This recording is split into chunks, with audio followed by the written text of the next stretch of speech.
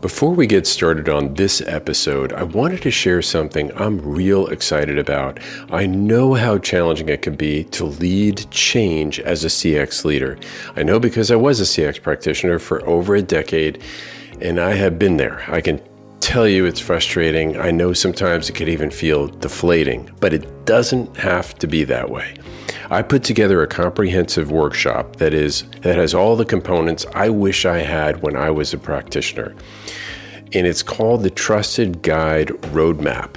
And I'm inviting 12 people to help be part of a pilot program here and give me feedback in exchange for a heavily discounted rate for this first one. I think we have a few spots left at the time this will air. And if you're interested, you can just go to my website, Empowered CX, to find out more about it. But we're going to be digging in and provide you with really a comprehensive view from what it means to become a trusted guide for change, to key stakeholder mapping, to maturity assessments, to building your CX roadmap for 2024, and a whole lot more. And I hope to learn a lot from the other people who are in there. Good chance for you to network as well. So look forward to that. If you're interested, take a peek at the website. Now let's get on with today's show. Welcome to the Delighted Customers Podcast. I'm your host, Mark Slayton, and I'm so glad you're here. I empower leaders to turn indifferent customers into loyal fans. I talk to guests with a wide range of expertise who share meaningful insights and wisdom. We give you practical tips and proven frameworks and share ways to help you delight your customers. Well, I can't wait for today's episode. Very special guest all the way from the other side of the pond, my guest, Ian Golding. Hi, Mark. Thank you so much for having me. And it is my pleasure. Ian and I have crossed paths for probably a decade in the CX world. He's been very involved in promoting our profession. He's written a book. He is an awards master of ceremony. He is a CX expert and thought leader in our industry. And he's been a supporter of the CXPA as well. So today, this is going to be a little different because I've never just really had a free-flowing conversation with anyone on a podcast. Usually we have some format, some ideas of what we want to talk about, but there really is so much to talk about in our profession. And wouldn't you say? You know, that there is never enough time to talk about all of it, Mark. But as people that know me know, once you get me started, it's difficult to stop me. So let's hope you can control me in the time we've got. Well, I don't know. I don't know if I can do that. I have enough trouble controlling myself.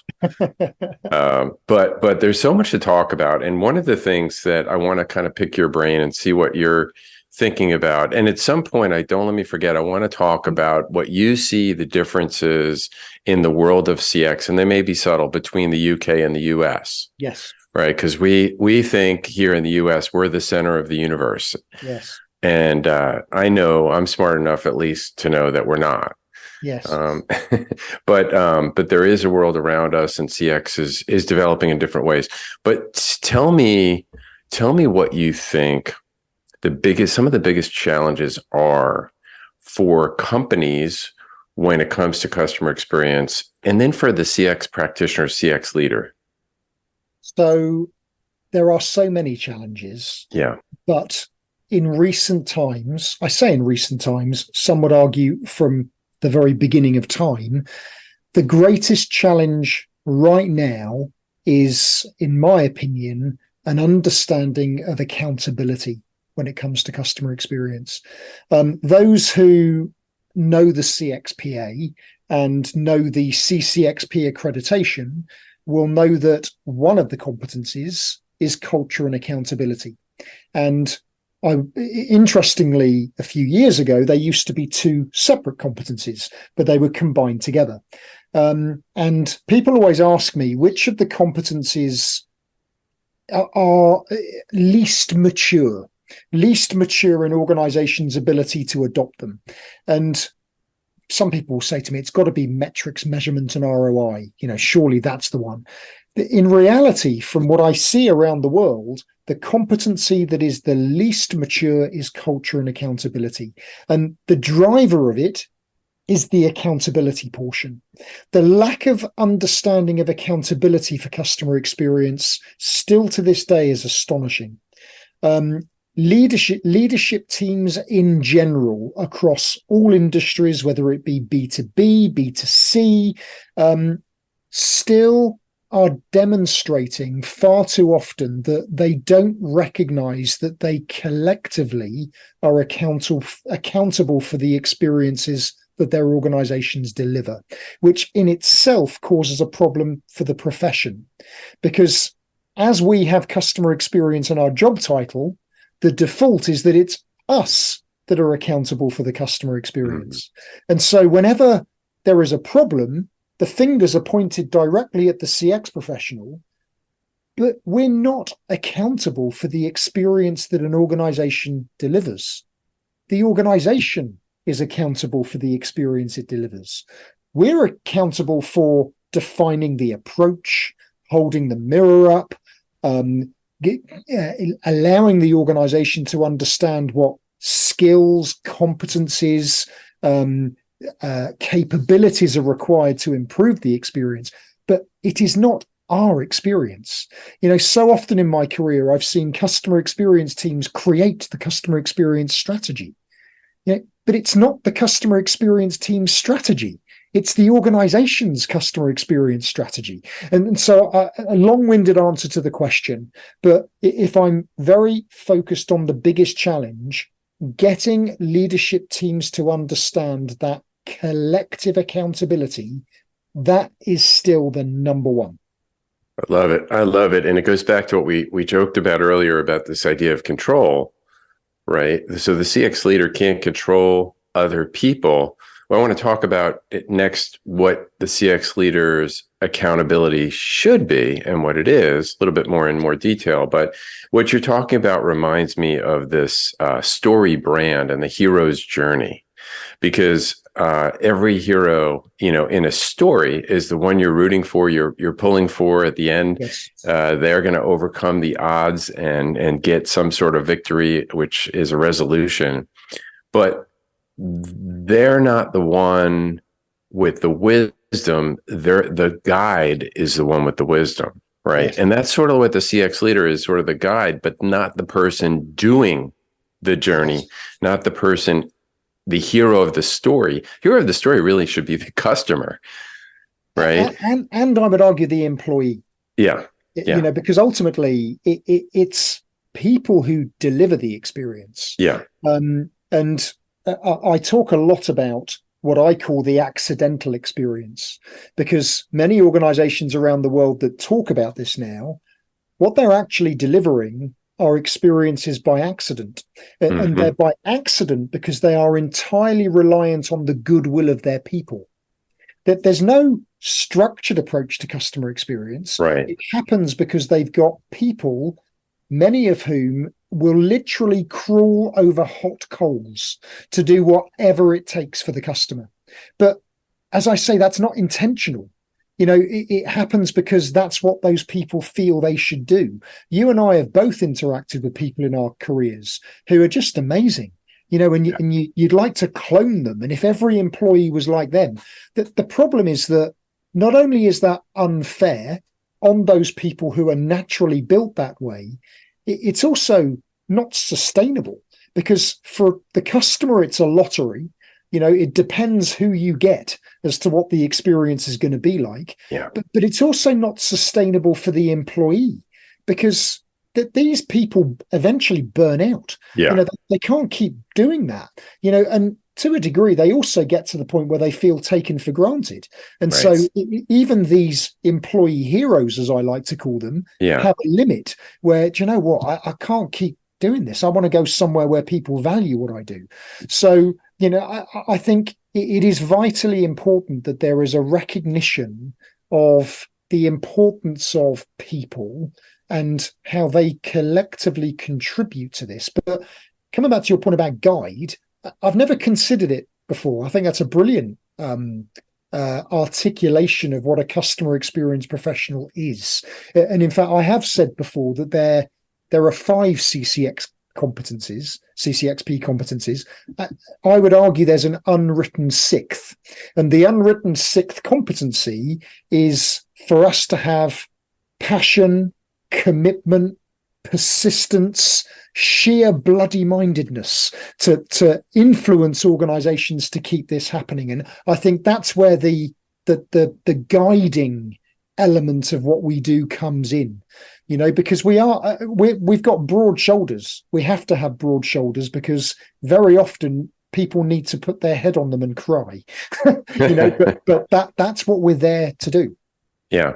I love what you said about, the perseverance, and it's so hard not to take some of this personally. I remember so many times, 10 years I worked at a bank, and I would go home and be up at night and just feel like I totally failed in something that was so obvious that needed to be done. So yeah, that's a gene. That's a gene in your DNA and your CX. I think that the words imposter syndrome are bandied about a lot. And I think it's fair to say that happens to everyone, whatever career they're in. But I think the imposter syndrome for a CX professional it's almost more extreme than others. But because to your point, we do take this personally to a degree, because I think great customer experience professionals, the greatest professionals I've worked with and met in my career, this isn't necessarily a job. It's more than a job. It's a vocation. I've always said it's my vocation. And the reason for that is that what we're trying to do is what we feel is the right thing for the organization, for the customer, for the employee, for its shareholders. It's not about us. It's about the organization. So when you're operating in that way, when someone belittles you, patronizes you, intentionally tries to push you out the way because they don't want to hear it, it does feel personal, and so many times in my career, I've said this to many people that I've questioned myself, am I going mad? And a story that I'm very happy to share with people is I worked for an organization for 6 months, and I worked with an organization for 6 months as an employee, but I handed in my notice after 2 days. And I handed in my notice after 2 days because, to paraphrase, this organization did not want me to do the right thing for the customer. And I couldn't do that. I can't do that. What they told me in the interview was not reality. And when I handed in my notice, my boss looked me straight in the eyes and said that I was the most emotionally immature person he'd ever met. And honestly, Mark, it really hurt, which is why I still talk about it now, because it will never leave me. And maybe he's right. What is wrong with me? But I wasn't emotionally immature. I was standing by what I believed in. And I think, at the time I only had one child. Now, whether or not it was the most sensible decision to make from a financial perspective is a different matter. But I'm so pleased that I did stick to my principles of doing what I think was right. And interestingly, about 3 years ago, that same person contacted me after all those years and asked me for help, which I sort of think is a nice full circle of retribution almost. Yeah, right. So look, I can empathize with any CX leader who's taken incoming friendly fire from people who you thought were advocates. And, there's so many that say they're customer centric and they believe the customer comes first. Let me double tap and go back on what we talked about earlier with the CX leader really having the role of a guide. Yes. And what you said earlier, accountability, and I couldn't agree more. So then if what we're trying to do really is have a different way of working across the organization, right? Embedding this customer experience philosophy into the heart and minds of each and every employee, where does the responsibility lie? So it's a very good question. From a CX professional perspective, a huge part of what we do is influence change. Fundamentally, most CX professionals don't own parts of the experience. Some do. Some report into marketing, some report into customer service. And so I will always describe that to a degree as marking your own homework. But many customer experience professionals are totally independent of the functions that deliver the journey. And that means that we have got a very important responsibility to guide and support the organization in understanding how to become more customer-led. Now, that ability to influence, I think sometimes we don't, as a profession, spend enough time talking about it, because influencing is a skill in its own right. Now, my ultimate background is in process improvement. I'm a Lean Six Sigma Master Black Belt, amongst other things. And when I was in doing process improvement type work, I came across a lot of peers of mine who would go into companies and say, your processes are terrible. You need to do this. And I thought, what are you doing? How are you going to influence someone by just telling them that they're rubbish? It doesn't work like that. Our role is to give people the belief and understanding that where we are today isn't effective. And actually, that's having a negative impact on the work we do, how we do it, and ultimately what the customer experience is. And what I can do is help you to find the information, the facts, the data, and the answers to what we could do differently that would make your people's lives easier and ultimately help you reach your numbers in a more powerful way. That's what I'm here to do. I'm not here to embarrass you. I'm not here to try and tell you how to do your job better. I don't know how to do your job, but what I can do is help you to see the light. And I developed a model about 12 years ago that I call the customer experience readiness model. And I developed it because I think far too often we're trying to do customer experience to leaders, but they're not ready for it. That they don't even realize that they need to do it. And if we just storm in and say, right, you are now responsible for, it's like, what's wrong with me? I always used to say to people, if you tell them that you need my help as a customer experience professional, their response might be, well, what's wrong with me? It's like telling someone that they're depressed. You need to go and see a counselor, you're depressed. It's like, if we as a customer experience community say we need to help you, it's like, well, what have I done wrong? So it's not about doing it to people. It's about allowing them to understand what the future could look like. And if you want to achieve sustainable growth, becoming a customer-led organization actually is a very powerful way of doing it. And let's determine how you might go about doing that. So that's what we're responsible for, in my opinion, and then enabling organizations to know how to do it. Leaders who have direct responsibility and accountability for interactions in the customer journey, they are, whether they like it or not, accountable for the interactions that customers have. But again, we can't just brutally tell them that. We've got to give them the knowledge to recognize that for themselves. And I spend a lot of time not telling people the situation, but getting them to understand it for themselves. Yeah. Because that's the secret. Yeah. I think one of the words you used I really liked is influence. And I think for me, it was about 3 or 4 years into my CX role that I realized my job was more of a change agent. Yes. And this was largely about change management.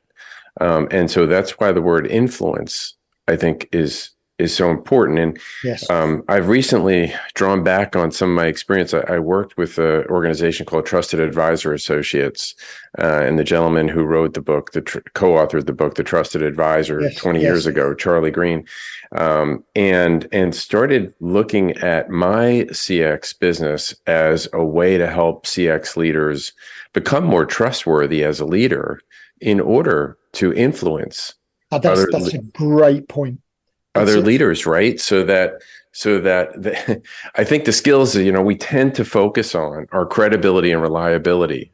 This idea that we have all this data that we can pull that we never had before. Maybe we had some before on the customer voice, or that we know our stuff, we're knowledgeable. That's all about us.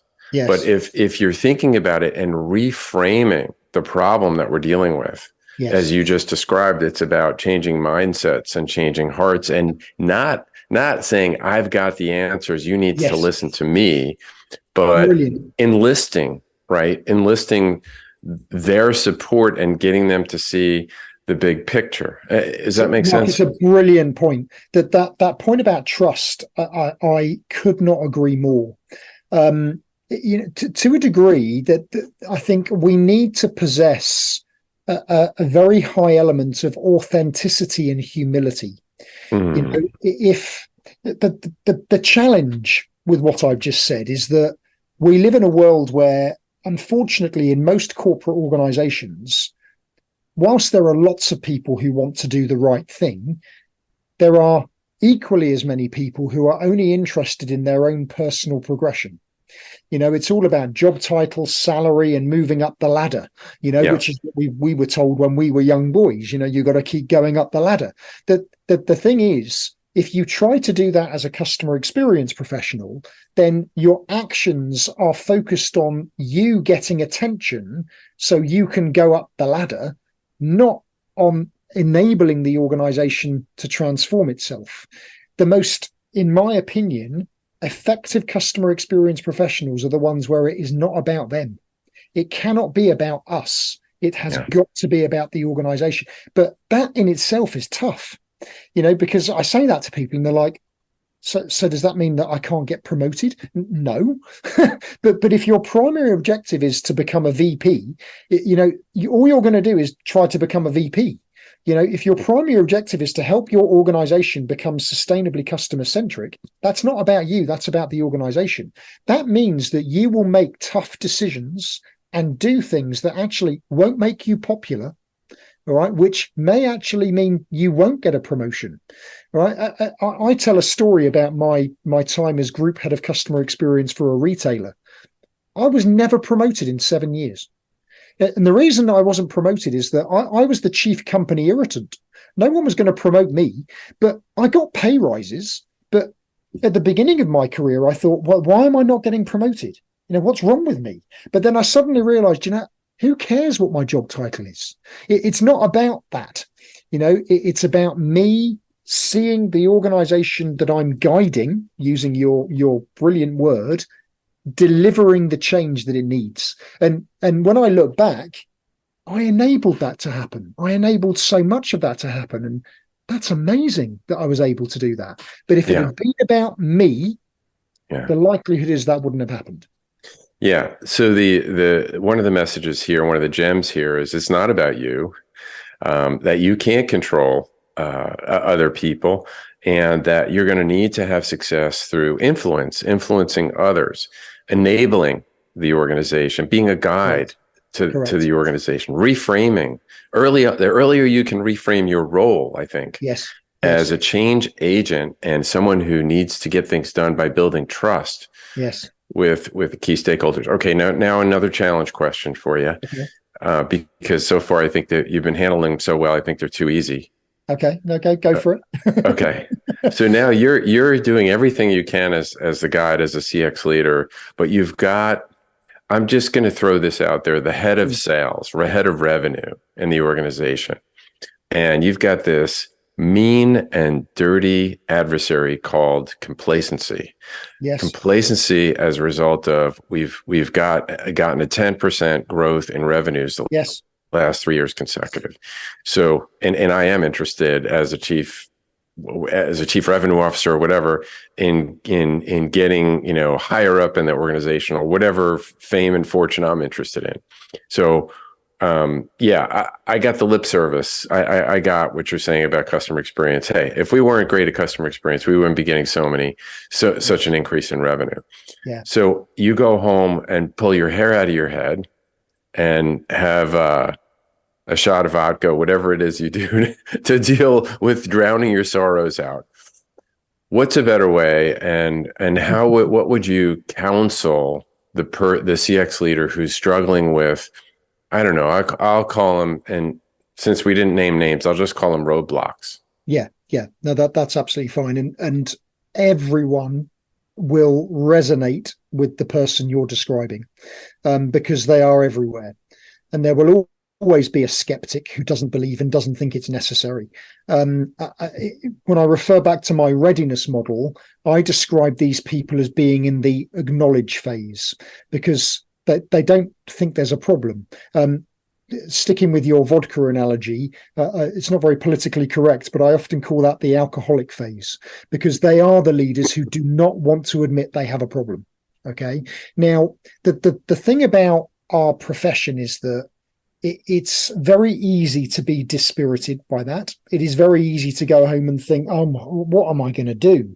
But it's also very easy to think of those people in a negative light, because we'll probably be thinking, oh, they're so stupid, they're so ignorant, they're so arrogant. And it generates the wrong emotion in us that then becomes adversarial rather than us sticking with that principle of being the guide.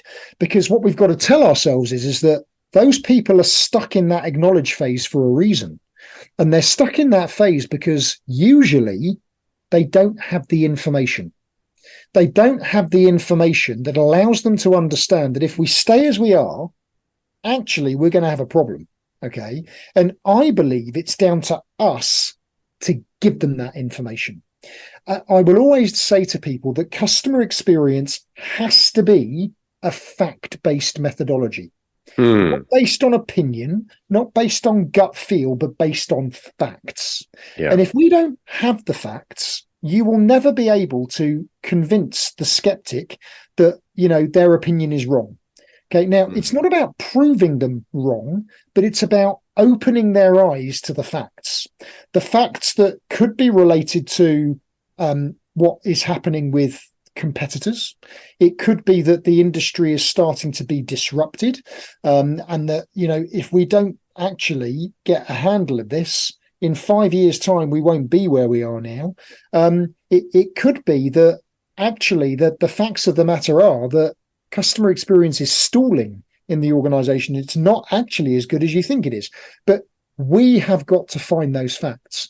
I want to give you an example of an organization that is the opposite of what you described. So I worked with one of the world's largest manufacturers of water pumps. It's a Danish company called Grundfos, amazing organization, over 80 years old, hugely profitable. They make the best water pumps on earth, undisputed. It's the kind of organization that you've never heard of, but you've probably got one in your home. Okay. Now, I said to them, what do you want my help for?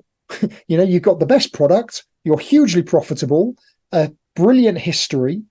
And they said to me, well, that's today, Ian. But what about in 5 years' time?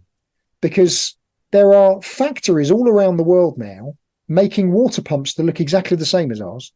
They're not as good. They won't last as long, but they're a fraction of the price. And as the environment changes around us, we know that our customers increasingly have got that choice to make. Carry on buying the best or buy something that looks the same but costs a lot less. Okay?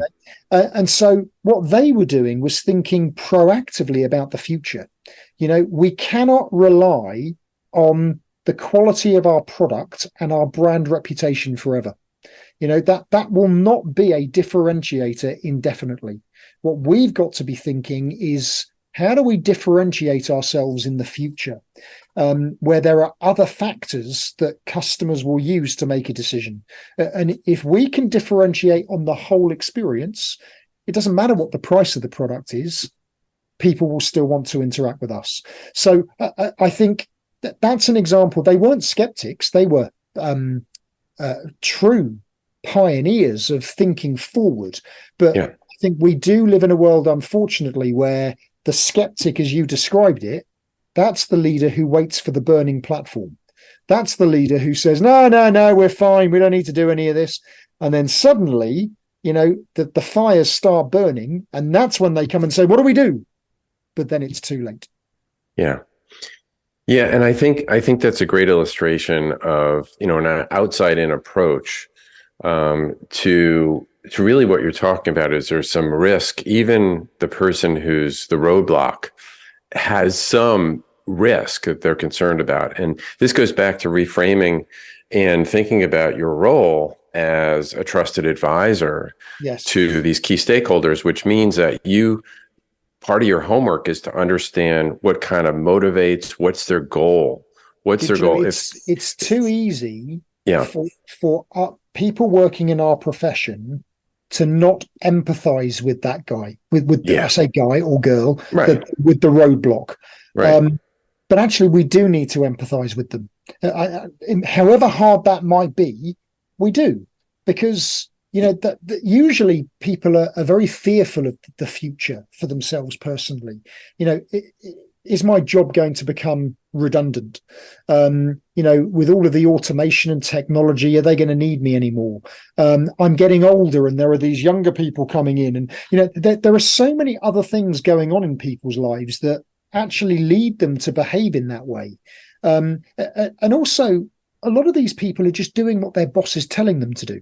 And they're just worried that if I don't do that, I've got a problem. So, go away. I haven't got time to listen to you. I've just got to get on and do what my boss does. So I think it's so important that we do empathize with that and recognize that as a result, if we give them even the slightest sense that we're going to make their life more difficult, their life more complicated, they're just going to shut down.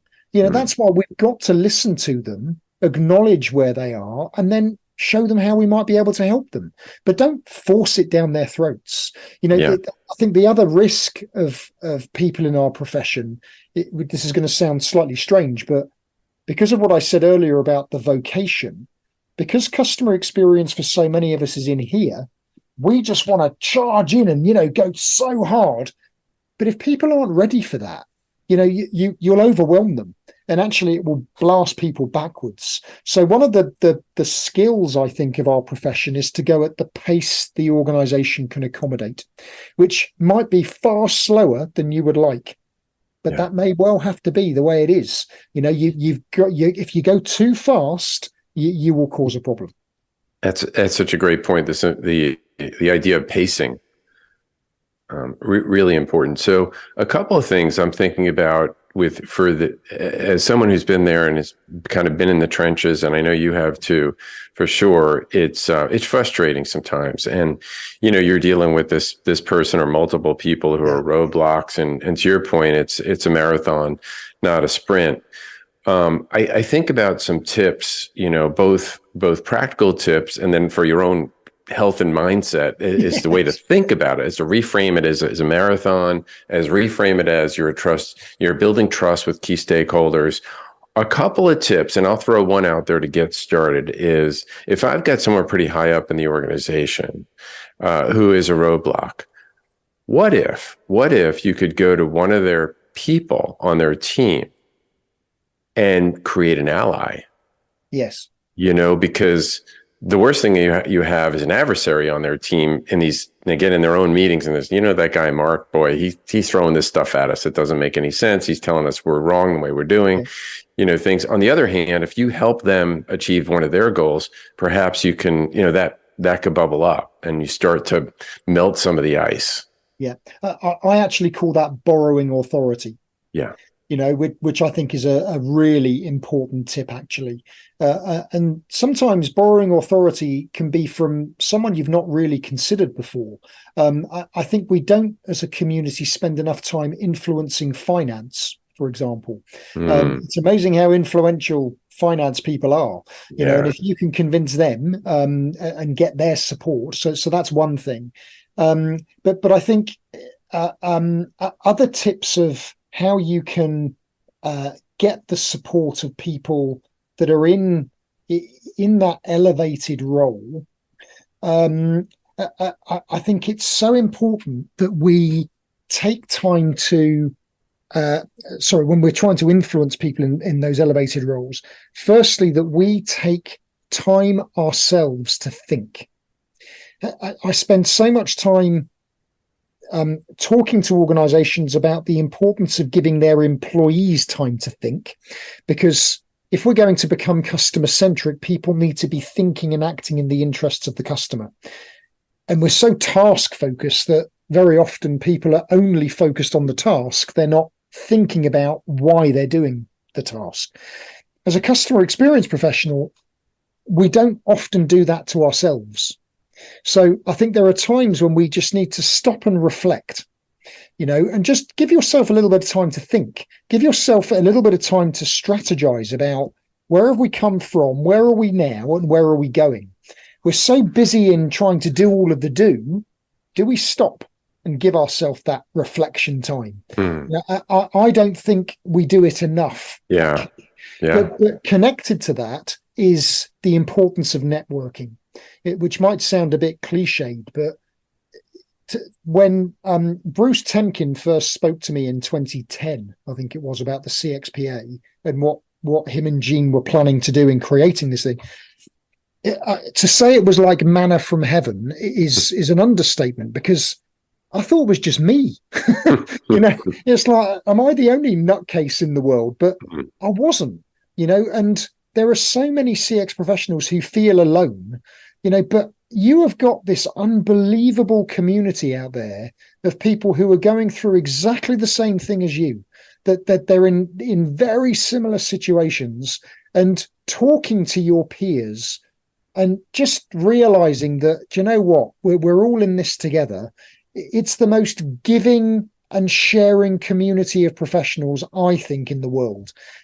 People will help you. They will support you. I've got an amazing network of people who work in non-competing industries that they'll offer to go and speak to your company about what their organization did. You've got to leverage your closest supporters, who are your peers, and don't hesitate to reach out to them. People know, Mark, that I will always say to someone, if you want something, just reach out to me. And they say, what, you really? I was like, oh, yeah. Right. Because I needed that. I needed someone to talk to. And if you need someone to talk to, there are thousands of peers who would be more than happy to do that. Yeah. Well said. We're kindred spirit. And it's like the most giving. I came from the office products industry. I worked for a company called Office Max. Before that, it was called Boise Cascade. Now they got swallowed up. They're part of Office Depot. Yes. And we used to get counseled on, you're not even if you're at an event, an industry event that someone else is at with a competitor, you need to send a report, document it, and send it to HR the next day. So, yeah. And what you talked about, if you talk to them, what you talked about. So talk about the opposite of that in our profession. It really is. So we skipped, and I got to land the plane soon because I talked to you all day. I mean, I did say that was the risk. It's fascinating, and you've done so much for our profession. And I kind of skipped over this at the beginning. So tell me kind of briefly the run up of how you got to where you are and what you do today. So as I said earlier, actually, I started my career in process improvement, actually, but without realizing it, I was naturally doing what I did ultimately with the customer in mind. So from day one, what I was doing was customer led. I spent 17 years working in corporate financial services, outsourcing, food service, and then ultimately online retail. It was only in 2005 that for the very first time I had CX in my job title. Now, no one knew what customer experience was. My organization didn't know what it was, and it just evolved. And like many people, it happened by accident, I think. Now, when I reflect back, as I say, everything I was doing was always about the customer experience. It just hadn't been defined like that. So when I was working with my retailer, my wife for years had said to me, Ian, you're helping one company. You should be helping lots of companies. Go out on your own. But I'm naturally a risk taker, actually. So, sorry, not a risk taker. So okay. that was just so scary for me that Sure. I can't do that. So what actually happened, and I think I shared this story with you, in 2012, I appeared in a living history program on the BBC. And when I said to my boss, can I have 4 weeks unpaid leave to go and appear on this TV program? He said, yeah, that's fine. It was the beginning of the end. So I went on the TV program and then went independent. And for 12 and a half years now, I have traveled around the world helping professionals and organizations in all industries understand two things. Firstly, what I call the science of customer experience, and then I've helped many to operationalize that science. So roughly 50% of what I do is sharing knowledge. And I use that terminology intentionally because I believe that this is a discipline that you don't do it to people. You give them the knowledge to do it themselves. So I spend a lot of my time giving people that knowledge and belief to do it themselves. And then where people need help applying it, I will go in and help them to do that. So it's roughly 50-50. And then, as you know, I ramble a lot about the subject and write a lot about the subject as well. Well, and you also are an author, right? And so what was the white space that you felt was out there to write customer what? Well, in fact, I will give a shout out to Mike Wittenstein, another founding member of the CXPA. When I went independent, Mike was one of the first people I spoke to, because I do sometimes practice what I preach, and I was talking to my peers about, what do I do? And Mike said, write. You need to write about it, Ian. You've got so many perspectives, and I'd never written anything in my life.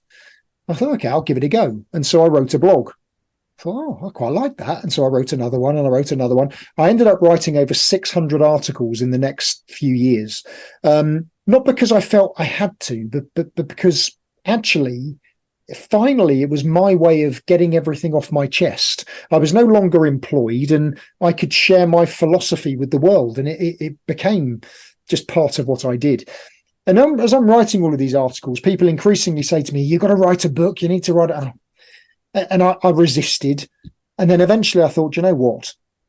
I need to write a book. And I need to write a book because I've now been doing this for a long time. And every time someone says to me, what do you do? And I say, I'm a customer experience professional. They'd say to me, customer what? and that's where it came from. So with the amazing help of a brilliant professional who I work with called Beth Richardson, I was able to pull together all of my thoughts and philosophies into something that I wanted to be a practical guide.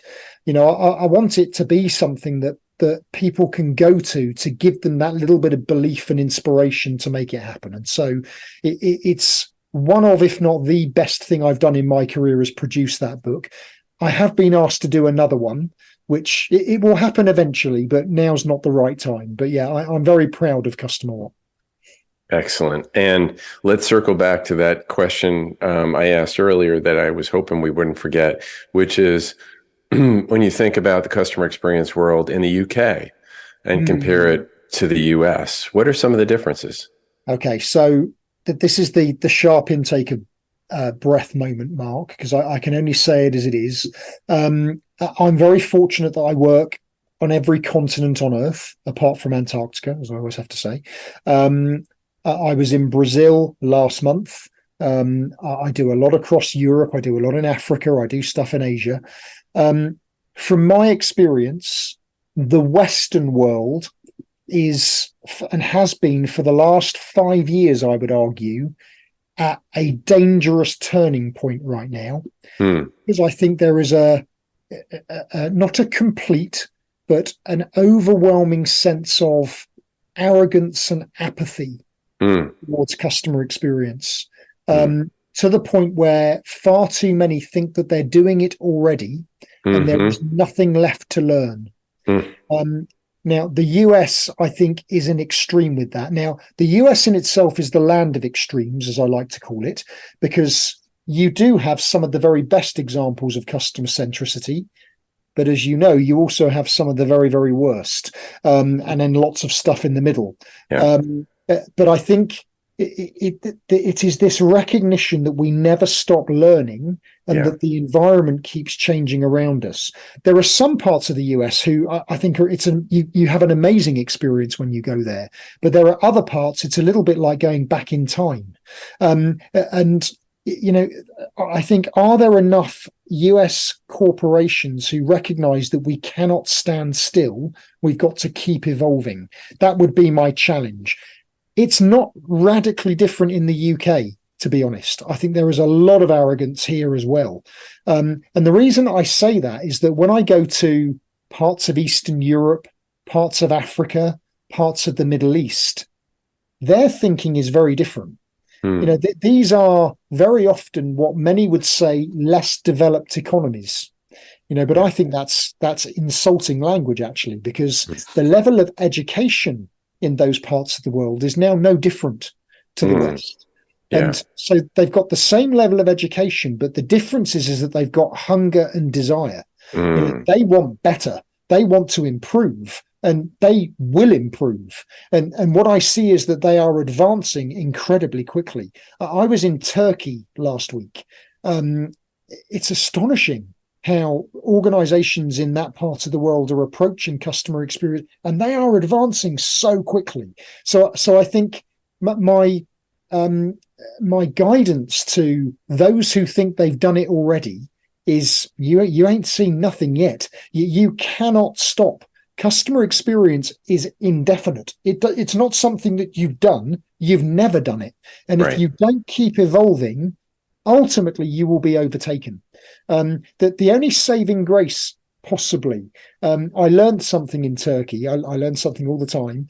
And I don't know if you know this, but on CX Day, which is on the 3rd of October, Biden and Harris apparently are doing a fireside chat on none other than customer experience. Did you know that? I didn't know that. Yeah. Why don't we know that?